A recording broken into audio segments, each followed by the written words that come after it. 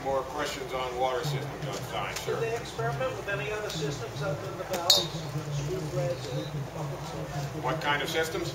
Any other systems for pumping the water up other than the valve system? Did they? Well, I've heard, okay, there was a keynote speaker here at the Energy Fair 10 years ago who wrote the book about Gaviotas, a village in South America, and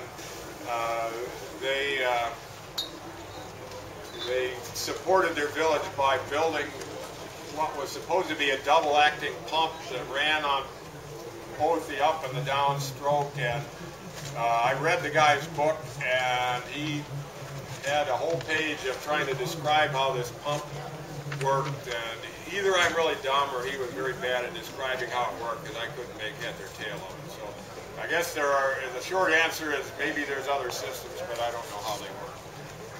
Sure.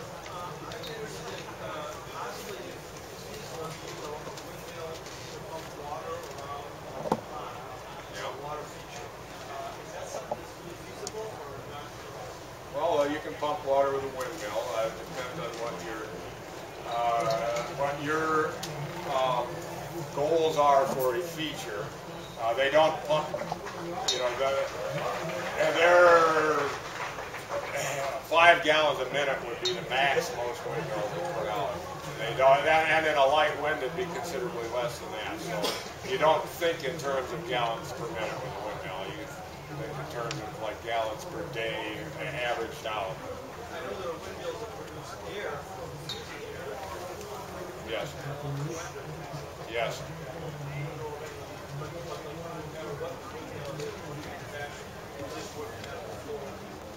Well, if you look at the chart on the back of my flyer, which is on the back table if you didn't pick it up, there's a chart that has windmill capacities, windmill pumping capacities, and there's 3 variables you got to work with. One is the depth to water, or the chart says elevation, because if you're pumping to an elevated tank, you'd add that there. That's kind of your set variable. Then you can, the diameter of the cylinder you put in there depends on how much water you pump, but the bigger cylinder takes more oomph to run it. And then where you get control over your oomph is windmills come in different sizes, from a 6-foot wheel, which is the smallest one they made, and that's what I've got on display in my booth. An air motor made them up to a 20-foot diameter wheel.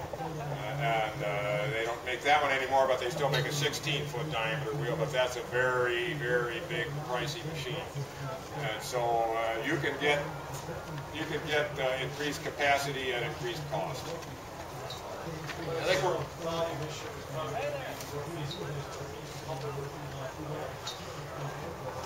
Yeah, well, if you look at the chart there, you're going to see that there's not huge volumes that you're going to pump with the windmill. And of course, when the wind doesn't blow, it doesn't pump anything. I think we're going to move on and talk about working on windmills.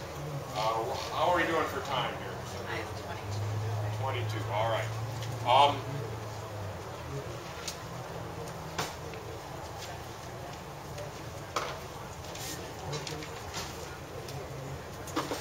All right. Well, safety. Obviously, if you're climbing, it's a risky business, and I don't climb a windmill without some kind of protection, with a climbing belt or harness, and I don't want anybody working for me who's macho and wants to climb without a belt or a harness. Everybody on my crew wears a hard hat. It's easy to drop stuff off a windmill. And you want to be aware of the drop zone. 25% of the height of the tower is a drop zone. I don't want anybody in that drop zone unless there's a good reason for them to be there, and if I'm on top, I freeze while they're in the drop zone.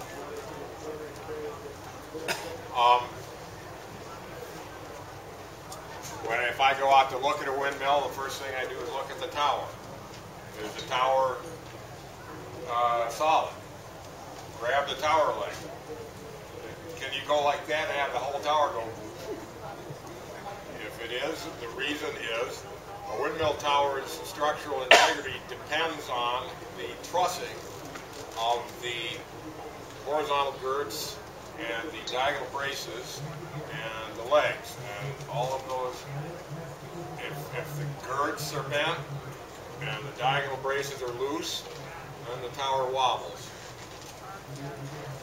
So if the girts are badly bent, they should be taken off and put in a vise and straightened out and put back on there. If bolts are missing, they should be replaced.